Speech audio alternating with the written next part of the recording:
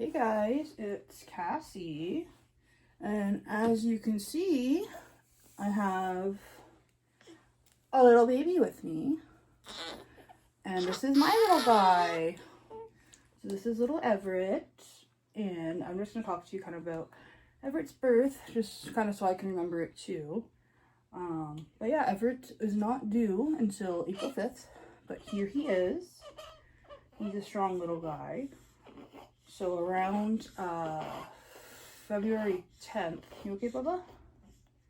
February 10th, I ended up going to the hospital because I was having a hard time breathing and just felt really off. Went to the hospital, they determined I had very high blood pressure. So they put me on blood pressure meds, came home, after monitoring him, he was good. And then that night, I ended up back at a different hospital because my blood pressure was still super high. I want you guys to be able to see him. Blood pressure was still super high. And then from there, they adjusted the meds more. And then, I think that was the 10th, 11th, 12th. The 13th, I believe, I woke up around 4 a.m. and I went to the bathroom. James was on midnights. But I remember standing up and just being like, oh my gosh, I'm dizzy. I didn't have enough time to like get back to bed. So, but I remember just like walking in the bathroom and I'm like, oh my gosh, I'm dizzy, I'm gonna faint. So I just like rushed and sat on the toilet thinking if I sit down, I'll be okay. Well, I heard a bang and then I woke up and I was face down on the floor. I had like a little abrasion on my like forehead cheek area. And then my leg was bruised.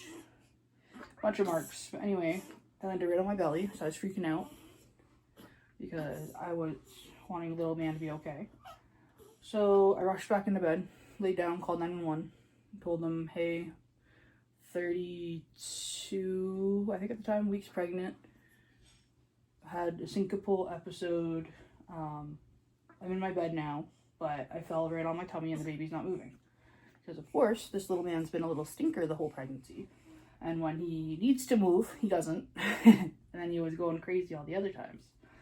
So, of course, the whole time I'm waiting for ambulance, he's not moving.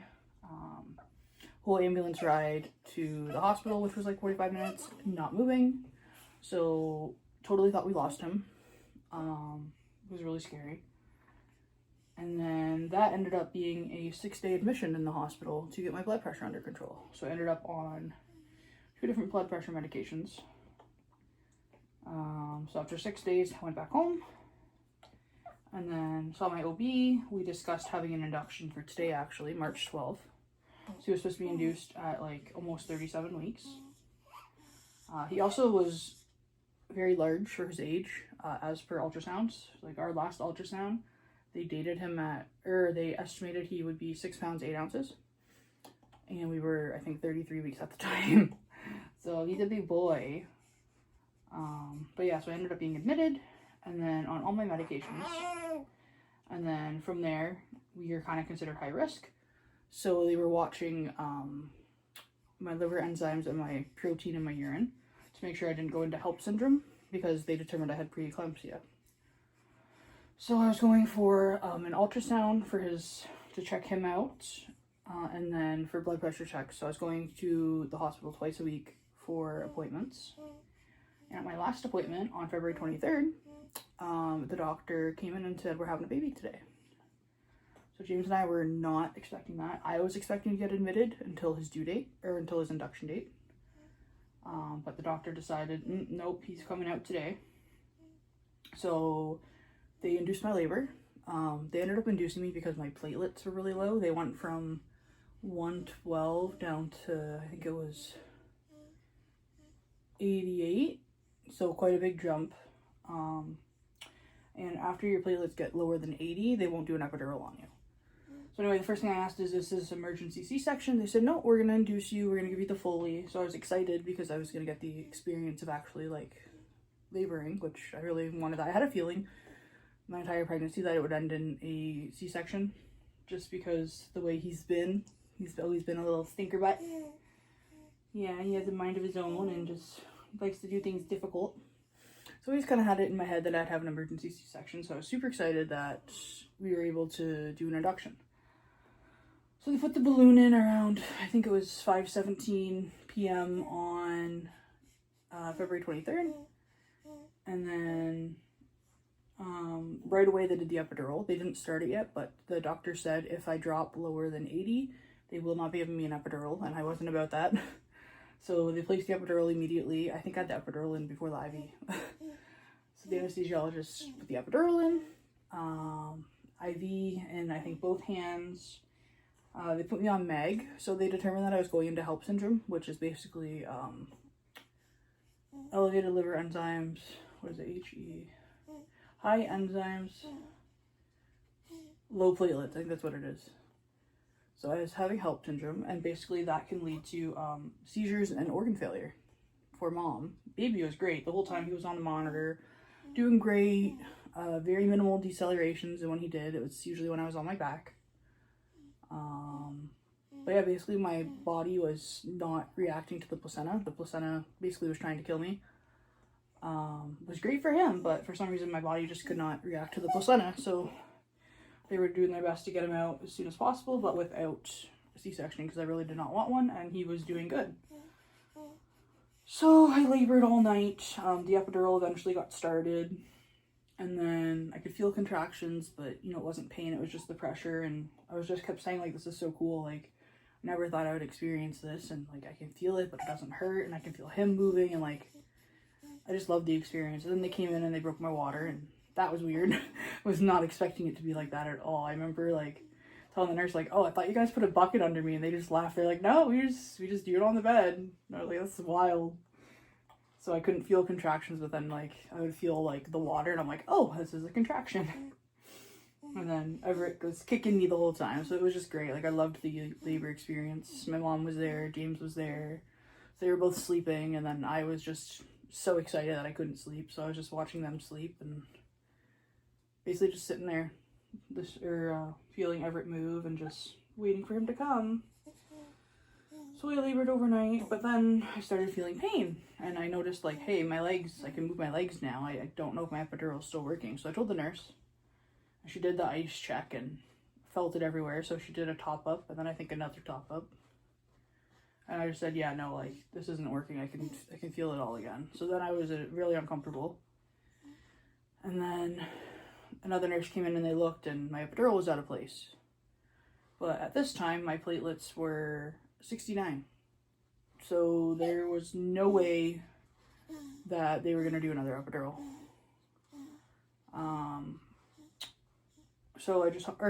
At that time they were still 88. Or they went down to 86, and the anesthesiologist said that blood work was a couple hours ago. I don't feel comfortable doing the epidural. And then, I don't remember exactly when, but at 8 o'clock, shift change happened for the doctors. So the doctor that admitted me, why does my crib have a mark on it when nobody's been in the crib? Huh. Sorry, squirrel. So the doctors switched over, and the doctor that admitted me left, and then a different doctor came on, and immediately the nurses told me, you're still 4 centimeters. If you don't progress, Dr. JC would like to do a C-section because your platelets are down to 69, and I guess that's like really dangerous. So I started freaking out, having a panic attack, because I just was so terrified of a C-section, and I knew my epidural wasn't working. So I was literally horrified. I told my nurses, like, oh my gosh, I'm scared, like, my epidural doesn't work. And they said, don't worry, the anesthesiologist will be there. Like, you won't feel anything. I said, but my epidural's not working. You guys gave me top-ups, and it's not working. It's not in the right place. So anyway, they brought me in, and, well, first, I told James, like, oh, we're gonna have a C-section.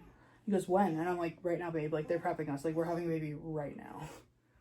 So then we were excited. I'm like, it's fine. It'll be fine. He'll be here soon. Well, I get into the room and I just start having a huge panic attack. Like, they put me on the table, I'm shivering, I start throwing up on myself, hyperventilating. Like, I just was terrified of this C-section. I had so many friends that told me that, like, they felt it, like, they felt them cut into them, and, like, I was horrified of that. And I knew my epidural wasn't working, so, like, I was just horrified. I'm like, I'm gonna feel them slice me. Hi, boys. I was like, I'm gonna feel them slice me. I don't want to feel them slice me. So I started literally freaking out. And then Of course, the anesthesiologist comes in, does the top up, and then they start kind of touching my belly. Like, they put the drape up, and I feel like it was, like, sticky. Like, they stuck it to me because they readjusted it, and I felt it, like, pull my skin. And I said, ow, that hurts. Like, if that hurts, how are you going to cut me with a scalpel? Like, it's not going to happen. So then I start freaking out more because I'm like, I definitely should not be feeling that. So then I think I ended up saying, like, I don't think I should feel that. And then they're like, what do you mean? I said, that hurts. Like, I can feel you pulling my hair. Like, I don't think I should feel that. And then, of course, there's a drape in front of you, so you can't see anything. And then my arms are tied down, and I get really, like, claustrophobic with my arms being, like, restrained. So I literally was freaking out. I had to puke, but I couldn't hold the bucket myself, so they just, like, propped it on my shoulder, and it was probably, like, literally the scariest moment of my life. And then we started doing, like, the test of, like, okay, let's touch her with whatever sharp. And I said, I feel that. And the anesthesiologist says, oh, your epidural was working earlier. You should be fine. And I said, no, I feel that. He goes, you feel pressure, right? I said, no, I felt that. It felt like pain. And then one of the doctors, I think it was the OB, said, no, she's feeling sharp. And he just kind of stuck his head over the curtain and said, we're going to do a general. And I said, okay, good. Well, the problem was, like, I would have been fine, but the problem was, while they were, like, putting the mask on me, another doctor was touching my stomach, like, not with anything sharp, but they just kept touching it. And I was just, like, freaking out, because I'm like, oh my god, they're touching me, they're gonna cut me, they're gonna cut me, I'm still awake, they're gonna cut me, I'm still awake, they're gonna cut me, I'm still awake. And then I freaked out even more. So then I'm fighting the anesthesia. So they're like, breathe, Cassandra, you know, 1, 2, 3, you'll be asleep. Well, 1, 2, 3 happened, I was not asleep. Again, was not asleep. 1, 2, 3 again, was not asleep. And then I just started getting more and more and more nervous, more freaked out. I knew that I couldn't yell, like, I can feel that. I knew I couldn't push anybody away because my arms were restrained. So that honestly was, like, the worst experience of my life. Just the fear of, they're gonna cut me, they're gonna cut me, they're gonna cut me, I'm gonna feel it, oh my gosh. Well, next thing I know, I told them, like, oh, can you tell my fiance we're doing a general? He doesn't know that. He won't be in here, right? And they said, no, he won't be in here. I said, can you please go tell him? So he walks in all scrubbed up and ready to meet Everett. And I told him, like, I'm going to sleep, babe. My epidural's not working. I can feel everything. And he's like, oh, shoot. And then he was kind of panicking, too. And then he left the room. And I remember just waking up screaming in agony and pain and crying. And I, like, could not open up my eyeballs because I kept fighting the anesthesia, so they probably gave me, like, a poop ton. And then my mom's like, look at the baby, look at the baby. And James is like, look at the baby. And the baby got taken to the NICU. Sorry. So it's a picture on my phone. And he was intubated. And in the picture, he was very, like his chest was sucked in, his arms were out, and he was on BiPAP. He wasn't intubated. But I remember just being like, I can't see the picture, like, I can't see, I can't open my eyes, I can't see. And apparently I just kept saying, like, when are we having the baby? And they're like, you did, like, he's already here. And I'm like, well, where? So I was pretty messed up, because of the HELLP syndrome. I was on, like, magnesium, which I guess is, like, really rough on you. So I was on that, and then a bunch of antibiotics and just so much stuff to protect him because we didn't have our GBS done. So many things we didn't have done because he wasn't supposed to come. Anyway, he ended up going to the NICU. Day one, I don't really remember much, but I know that we did go see him. And I just cried because I'm just like, he's so beautiful. And then we put a group chat saying, like, oh, you know, Everett's here. This is his birth date, his weight. So he was born February 24th, 2025 at 10:06 a.m. And my little 34-week and 4-day baby was 6 pounds, 1 ounce. A big boy. And he was about 16.5 inches long. So we did a little post, and I remember just not even being able to, like, keep up with the messages because I was just so out of it. I had a catheter that whole time. I hadn't eaten in almost 48 hours because I couldn't eat during labor, and then I couldn't eat on the mag. And then I had ice chips, and I was getting nauseous, so they took those away.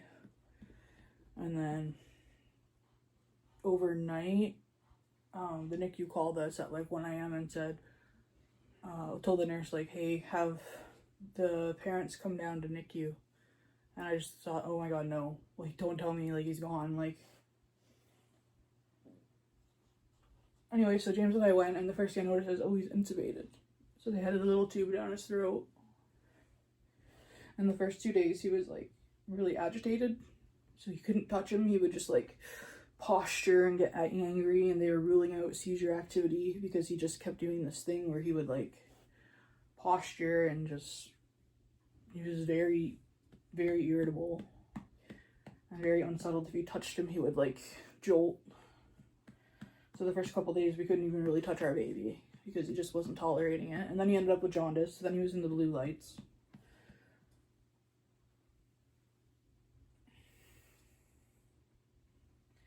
And then slowly he started getting better and better. So we had one nurse who was amazing. Her name was Judy. And she just knew what he needed. Like, he hated the BiPAP. So part of the reason he was so irritable is because this thing was on his nose and in his eyes. And he couldn't see, and he was mad. So this little man just kept pulling everything off of him. Oh, good burp. He just kept pulling everything off. So she goes, you know what?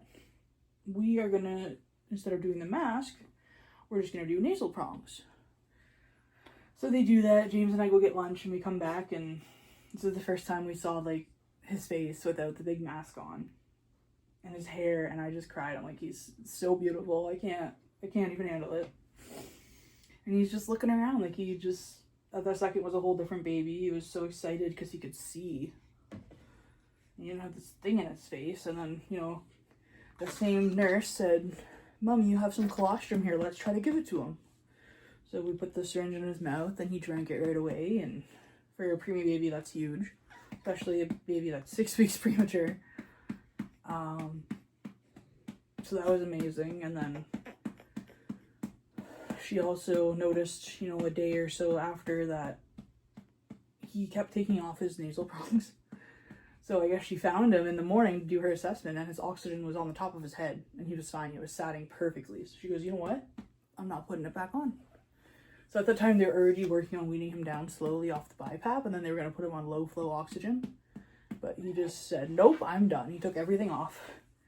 So then he was off oxygen. I'm not sure exactly what day that was because it's all in my phone, and my phone's recording right now.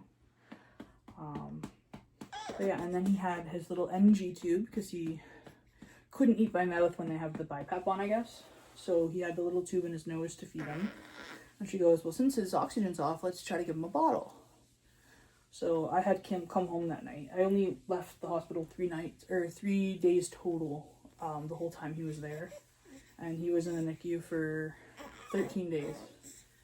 So yeah, I only came home 3 times in that time. But I was at home, and she said, hey, Everett's losing his mind. He's hungry. I'd like to try to give him a bottle. Do you want me to wait for you, or are you okay with that? And it's his first bottle. I said, if you want to do it, that'd be amazing. She goes, I'm going to take some pictures for you. So she did. This nurse literally was amazing. She gave him his first bottle. He did amazing. He took 30 milliliters out of the 50 and had the rest in his tube, which, again, is amazing, especially for a little preemie baby who does not want to burp right now. Yeah, he does not want to burp. But yeah, he did amazing. And then when I got there, I gave him a bottle. And I think that whole day, he did all the bottles on his own. And then the next day, didn't want to finish any. So I was discouraged. I said, oh no, we're never going to get out of here. Another day, and he started eating them all again. So they told me once this little man ate 100% of his bottles by mouth in 48 hours, we'll go home. So he did that. So he ate all of his bubbas. And then he went to breast finally. I'm having kind of a hard time nursing just because he gets frustrated. He doesn't want to work for it. Because he's a preemie, he has to work a little extra hard. So, buddy, you're just spitting it all out. Silly boy. I don't know what I'm saying.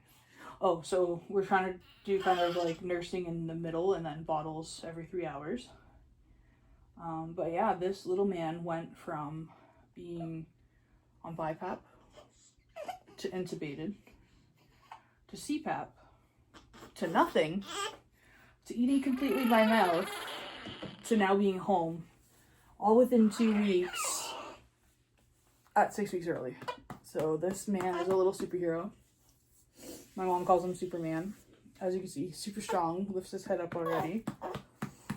So yeah, this is my little man who came. He just did not want to wait till April. He said, I'm coming now, guys. So hopefully you'll see him in some videos, but I just wanted to let you guys know that he is here. So my little man. So Everett Joseph John on February 24th at 10:06 a.m. 6 pounds, 1 ounce.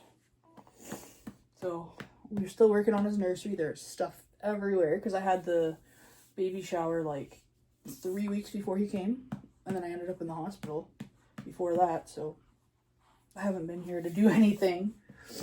But yeah, he's here, guys. So this is my little man. It's perfect. Literally my dream come true. And I would do all of that a million more times if I could have him again. So yeah, I just wanted to share with you my birth story and document it for my own memories. Thank you guys so much for watching, and I will be back with a haul because, oh boy, sitting in that NICU for almost 2 weeks, I did lots of shopping, lots of sales at Old Navy and Carter's and wherever else I shopped at. Thank you guys so much for watching, and thanks for following my infertility journey and then my pregnancy journey. Have a great day.